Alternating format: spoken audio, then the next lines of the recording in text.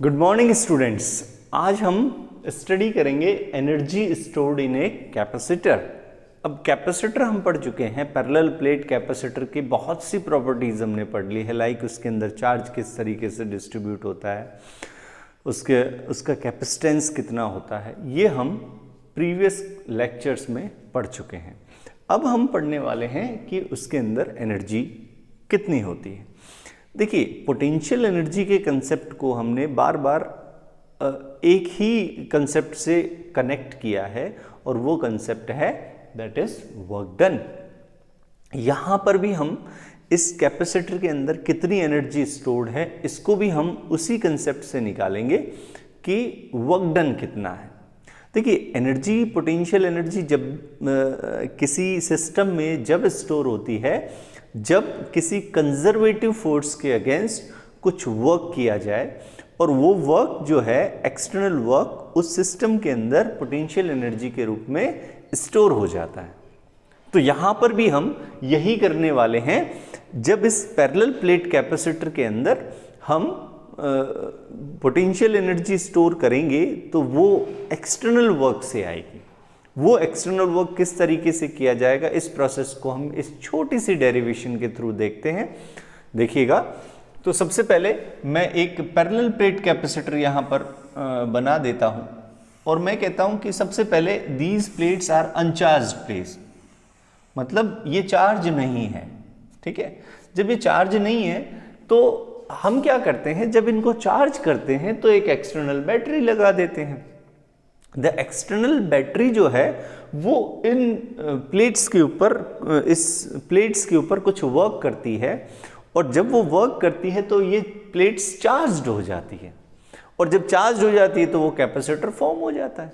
तो हम कहेंगे कि हमें ये सब अलग तरीके से करना है, इस तरीके से बैटरी को कनेक्ट नहीं करेंगे। हम क्या करेंगे, इस कंसेप्ट को समझने के लिए हमें पता है कि दोनों प्लेट्स जो हैं वो चार्ज करनी है। तो मैं क्या कर सकता हूं, ये प्लेट जो अनचार्ज्ड है and this is also uncharged plate, यदि मान लीजिए मैं यहां से थोड़ा सा charge Q positive, okay, Q positive charge मैं यहां से यहां पर ले जाता हूं। ओके, तो जैसे इस अब वो तरीका कुछ भी हो सकता है, कोई भी एक्सटर्नल एजेंसी है, ये इनडायरेक्ट मेथड से हम इसको पढ़ रहे हैं। डेल्टा Q पॉजिटिव चार्ज इस प्लेट से निकालकर इस प्लेट तक ले जाता हूं। तो जब मैं इस डेल्टा Q पॉजिटिव को जैसे ही इसके सरफेस से इजेक्ट करूंगा तो होगा ये, इस पर उतना ही नेगेटिव चार्ज आ जाएगा। कितना नेगेटिव चार्ज आ जाएगा, डेल्टा Q पॉजिटिव को मैं कैरी कर रहा हूं और यहां पर जो डेल्टा Q पॉजिटिव जैसे ही निकाला उतना ही नेगेटिव चार्ज उस प्लेट पर आ जाता है। जैसे किसी एटम से हम इलेक्ट्रॉन को इजेक्ट करते हैं तो इलेक्ट्रॉन के बराबर पॉजिटिव चार्ज, इलेक्ट्रॉन के चार्ज के बराबर पॉजिटिव चार्ज उस एटम पर आ जाता है। इसी तरीके से इस प्लेट से जब मैं डेल्टा Q पॉजिटिव चार्ज निकालूंगा तो होगा ये कि उस पर उतना ही नेगेटिव चार्ज आ जाएगा। जब डेल्टा Q पॉजिटिव चार्ज यहां तक ले जाऊंगा तो मुझे कुछ वर्क करना पड़ेगा, क्योंकि जैसे ही मैं इसको निकालूंगा तो इस पर नेगेटिव चार्ज आने से ये दोनों चार्जेस एक दूसरे को क्या करेंगे, अट्रैक्ट करेंगे।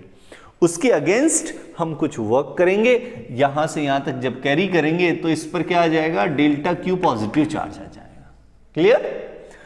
फिर हम इसको वापस से एक और डेल्टा Q पॉजिटिव यहां से निकालेंगे और निकाल के कहां देंगे, यहां पर देंगे। इस तरीके से हम कंटिन्यूअसली ये काम करते जाएंगे जब तक हमारा रिक्वायर्ड चार्ज दोनों प्लेट्स पर नहीं आ जाता। हम बोले साहब कितना चार्ज करना है, उतना आप इसको चार्ज कर सकते हैं इस प्रोसेस के थ्रू, और जब ये चार्ज हो जाएगी तो ये हमारा कैपेसिटर फॉर्म हो गया और इसके अंदर क्या आ जाएगी, पोटेंशियल एनर्जी आ जाएगी। तो इस प्रोसेस को हम इस तरीके से करें तो इसके लिए हम पोटेंशियल एनर्जी को निकालने के लिए हम क्या कर सकते हैं बेटा, सीधा W का फॉर्मूला लगा सकते हैं, that is work done. Work done के हमारे पास दो फॉर्मूले हैं, एक तो F डॉट dr है और एक पोटेंशियल की टर्म में है। क्यों? क्योंकि हमें पता है कि ये जो वर्क डन है ये एक छोटे से चार्ज को यदि मैं यहां से यहां ले जाऊं तो वर्क डन भी कैसा होगा, स्मॉल होगा। तो उसके लिए मैंने इस तरीके का साइन लगा दिया, डेल्टा। ओके, तो delta W will be, because the charge is small, तो स्मॉल चार्ज को ले जाऊंगा, the work done will be small, that's why the potential between the plates is V dash कह देता हूं, and the charge taken from this to this is delta Q positive. जितना यहां से ले जाएंगे उतना ही ये पॉजिटिव होती जाएगी, उतनी ही ये प्लेट नेगेटिव होती जाएगी। तो इस तरीके से ये चार्ज का, तो इस स्मॉल चार्ज को ले जाने के लिए जो वर्क डन है that is delta W, that is V dash delta Q। हमने पढ़ा है ना, W is equals to V into Q। भाई हमारे पास पोटेंशियल का जो फॉर्मूला है that is W upon Q, तो W is equals to Q into V हो सकता है। तो इस तरीके से हमने इसको लिख लिया है। क्लियर? तो ये एक स्मॉल चार्ज आ जाएगा हमारे पास इजीली। अब देखते हैं हम इसको, हम कहते हैं कि V इज द पोटेंशियल, और पोटेंशियल को as we know the relation Q is equals to क्या होता है, C इंटू V। तो हमारे पास आ जाएगा V will be equal to Q by C। इसको मैं पुट कर देता हूं इसके अंदर, तो डेल्टा W मेरे पास हो जाएगा बेटा, देखिए V dash will be equal to Q dash upon C into del Q dash. Okay, अब मैं क्या करूं, इसको सॉल्व करने के लिए मैं क्या करता हूं बेटा, मैं ये करता हूं कि इस साइन को हटा के इंटीग्रेशन का साइन लगा देता हूं। तो W will be equal to what, integration Q dash by C into del Q dash. तो हमारे पास क्या आ जाएगा, W, और we can say the potential energy will be equal to 1 by C, तो बाहर आ गया, और इसका इंटीग्रेशन जब करेंगे बेटा that will B Q square by 2। Okay, और चार्ज जो है उसकी लिमिट 0 से Q कर देता हूं, तो 0 से Q इसकी लिमिट हो गई, तो हमारे पास आ गया U will be equal to that is Q square upon 2C is the formula for the potential energy. Clear? तो ये फॉर्मूला हमारे पास आ गया, this is the potential energy of the capacitor, और we can say energy stored in the capacitor. Clear?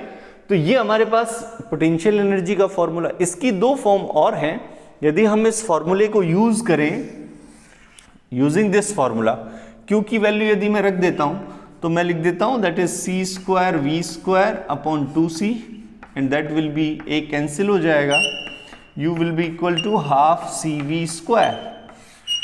एक formula ये हो गया, और यदि मैं यहां पर C की वैल्यू पुट कर दूं that is Q upon V, तो U हो जाएगा हाफ, C की वैल्यू पुट कर देता हूं, C कितना है बेटा, that is Q upon V, that is Q square upon Q upon V, Q से एक Q cancel, U will be equal to half Q into V। तो ये तीन फॉर्मूले हमारे पास हैं, जनरली इसको याद रखते हैं हम, ये तो इनका मॉडिफिकेशन है इस फॉर्मूले के थ्रू। तो हम कह रहे हैं कि ये तीन फॉर्मूले हमें याद रखने हैं। ये these are the formulas for energy stored in a capacitor. तो हमें याद भी रखना है, बार बार ये काम में आएंगे, that is U is equals to Q square upon 2C। अब हम देखिए यहां पर थोड़ा सा इस फॉर्मूले को अलग तरीके से देखना चाहते हैं। किस तरीके से? हम क्या करते हैं बेटा, इस फॉर्मूले को काम में लेते हैं। हमें पता है PPC के लिए, फॉर PPC मैं यहां लिख देता हूं पैरेलल प्लेट कैपेसिटर, यहां पर हमें इस C की वैल्यू का पता है, Q की वैल्यू का पता है, क्योंकि हमें पता है कि इलेक्ट्रिक फील्ड जो होता है PPC के अंदर that is sigma upon epsilon naught, और इसको Q की टर्म में चेंज करूं that is A epsilon naught. तो Q हमारे पास कितना आ गया बेटा, that is E A epsilon naught. आ गया कि नहीं? इसको मैं इसमें पुट कर सकता हूं, और C जो होता है PPC के लिए, for PPC C is equals to epsilon naught A by D। ये दोनों वैल्यूज को, दिस इज द, एक तो ये वैल्यू और इस वैल्यू को हम पुट कर देते हैं इस फॉर्मूले में।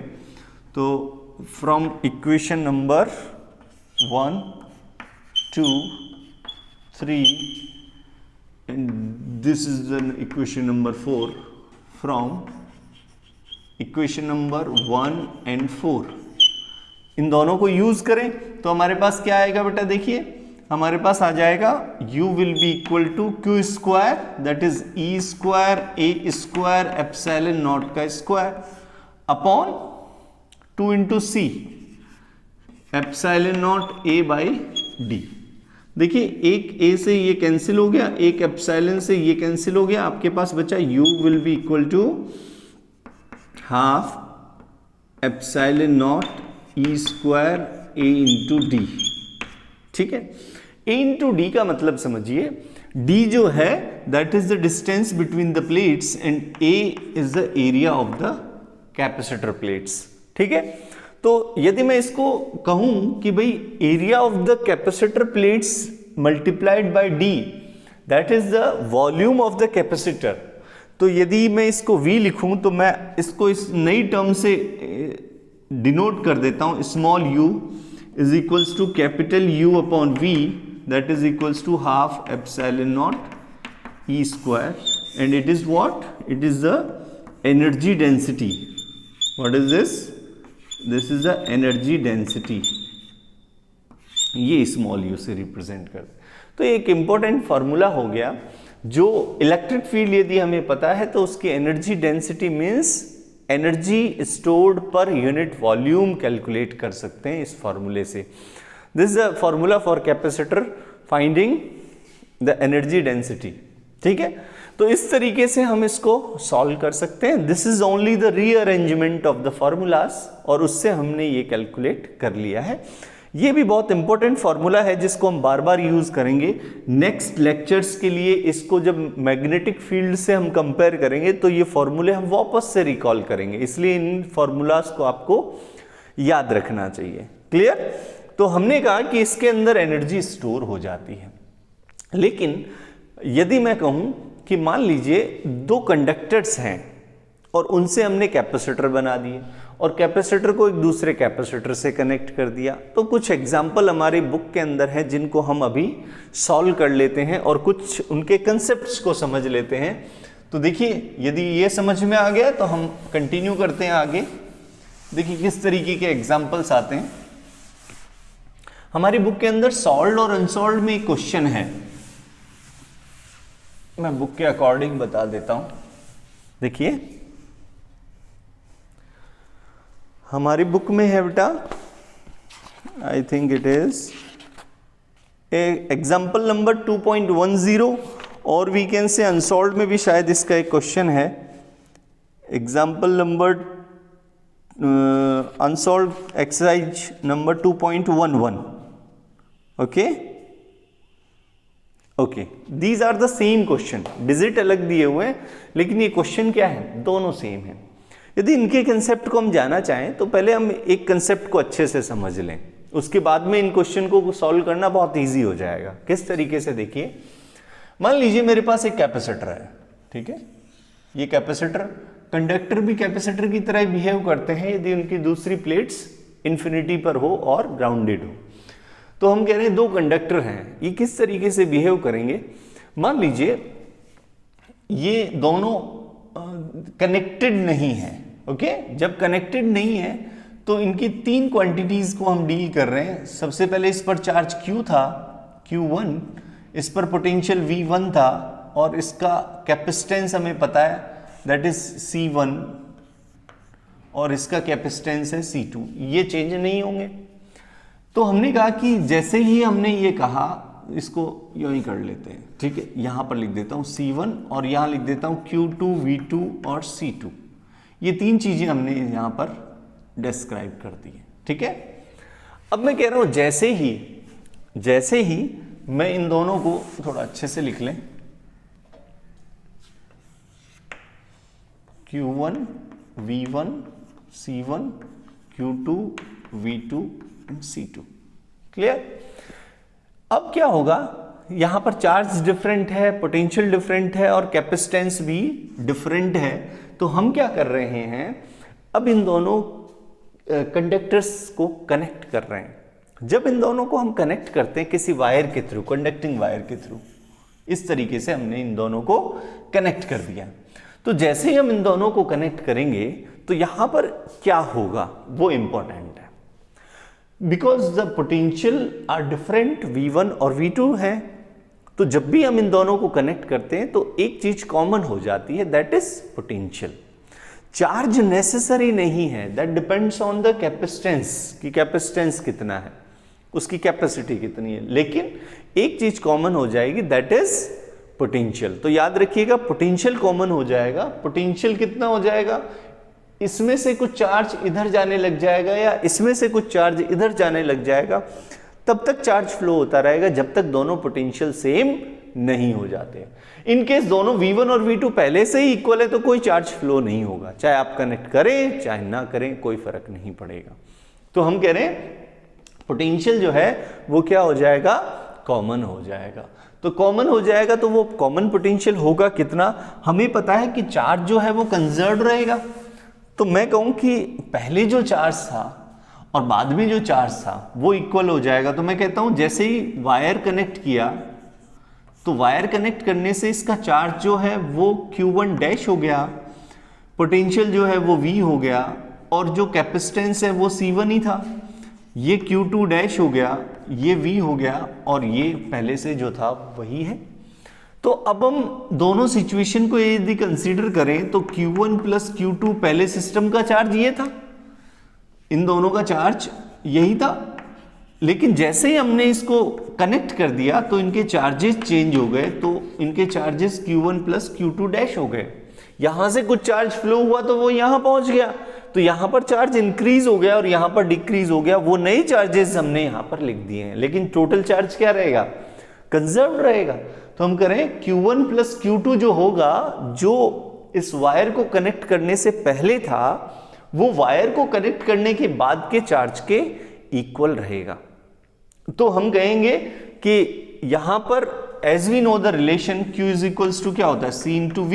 इस रिलेशन को यदि मैं काम में लूं तो मैं कह देता हूं that is C1 V1 plus C2 V2 will be equal to, अब जो पोटेंशियल हो गया है वो हो गया हमारे पास C1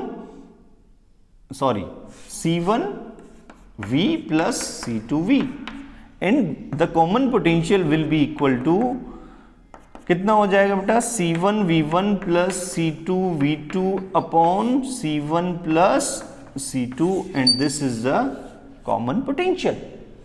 तो मतलब दोनों का जो पोटेंशियल है उनमें से ये कॉमन आ जाए तो ये तब तक फ्लो होता रहेगा और उस कॉमन पोटेंशियल की वैल्यू ये हो जाएगी।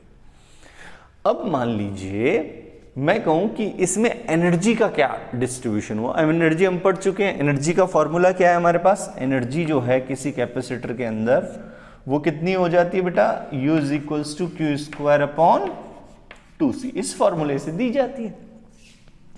मैं कहूं कि पहले एनर्जी कितनी थी और बाद में एनर्जी कितनी हो गई, इन दोनों को हम कैलकुलेट करते हैं, लेकिन Q चार्ज को के टर्म्स में करेंगे तो दिक्कत आएगी, इसलिए हम क्या करते हैं हाफ CV स्क्वायर वाले फॉर्मूले से कर सकते हैं। इसको हम क्या लिख सकते हैं, हाफ CV स्क्वायर, क्योंकि Q is equals to CV, C square V square, तो हाफ CV स्क्वायर हो जाएगा।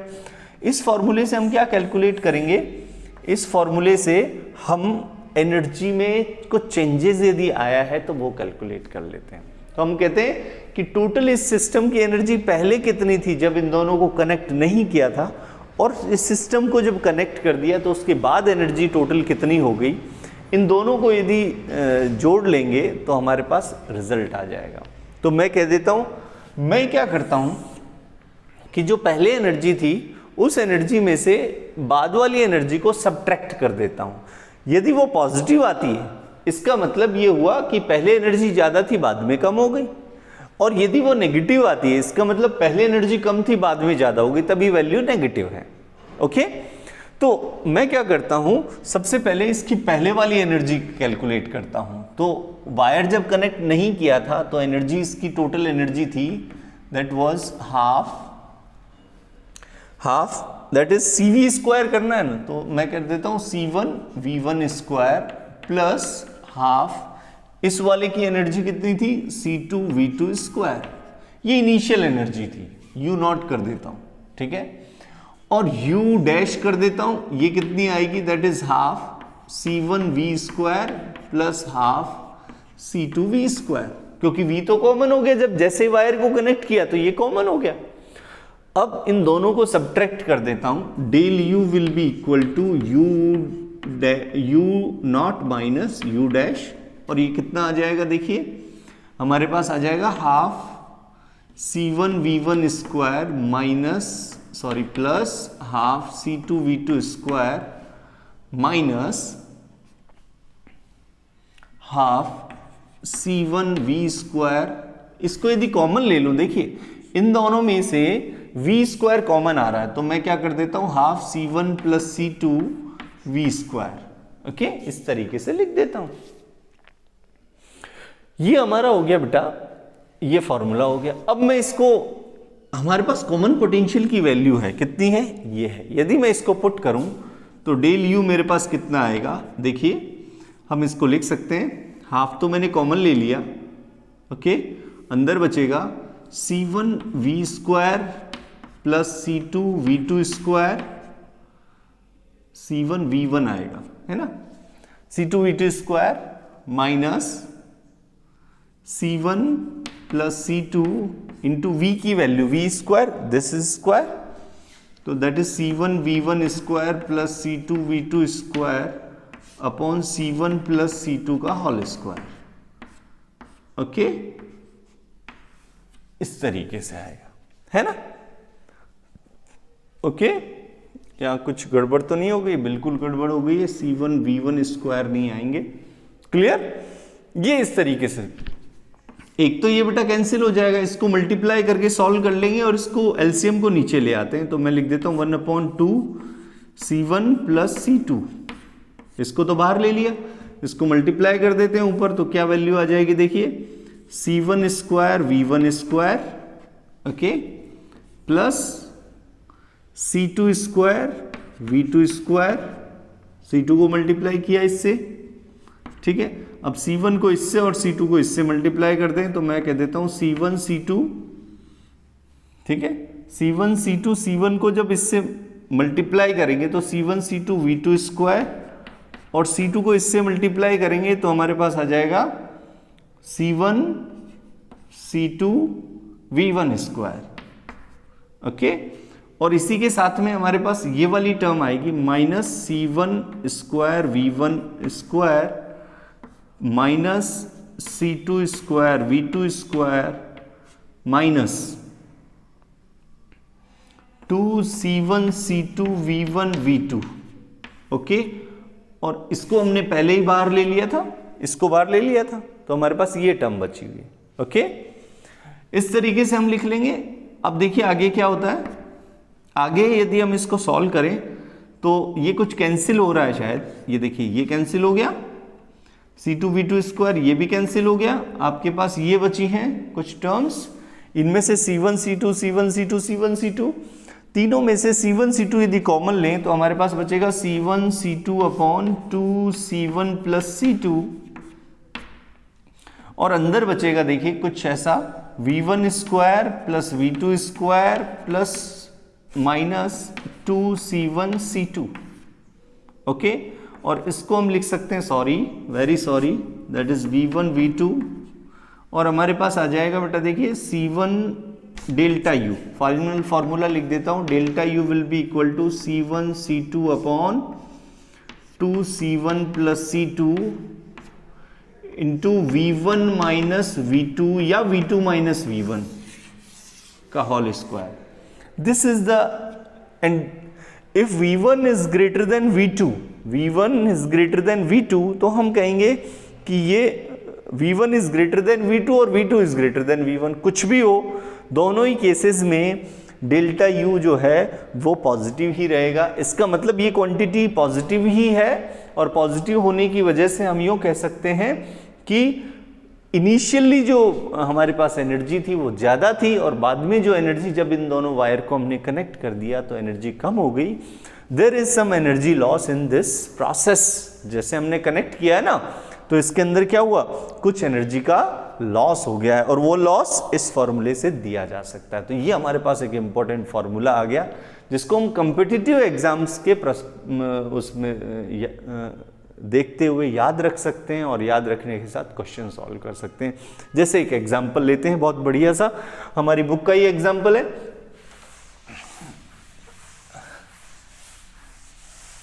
देखिए उस एग्जाम्पल को हम फटाफट से सॉल्व कर लेंगे। मैं फॉर्मूला लिख देता हूं। फॉर्मूला हमारे पास आया, del U is equals to C1 C2 upon 2 C1 plus C2 into V1 minus V2 का होल स्क्वायर। ओके, फॉर्मूला आ गया, इसको हटा देता हूं।